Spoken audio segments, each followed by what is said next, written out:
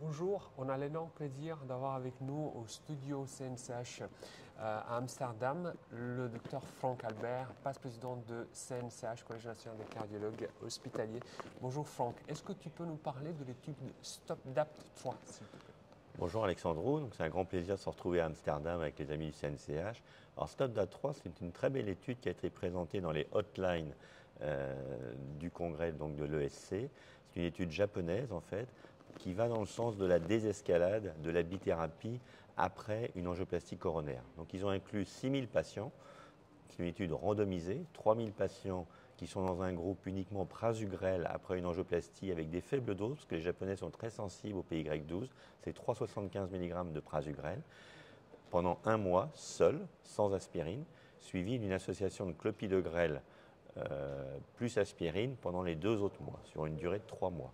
L'autre groupe, 3000 patients, c'est prasugrel faible dose plus aspirine pendant un mois, versus clopidogrel aspirine pendant 2 autres mois. Et en fait, on s'aperçoit dans cette étude sur le endpoint, où on mettait effectivement un premier endpoint, est-ce qu'il y a une augmentation du risque ischémique? Deuxième endpoint, est-ce qu'il y a une augmentation du risque hémorragique de cette bithérapie?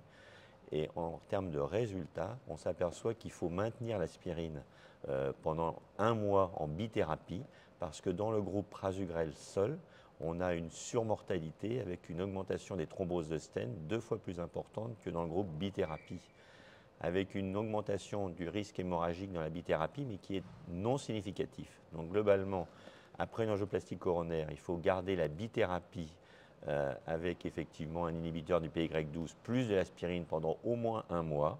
Et ensuite, on peut faire la désescalade avec une monothérapie assez précocement, au bout de 3 mois, sans problème. Mais c'est le retour de l'aspirine qui est indispensable pendant le premier mois, en association avec un inhibiteur du PY12 après une angioplastie coronaire.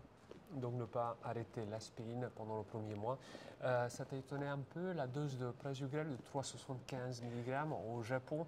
C'est pas ce qu'on utilise en Europe.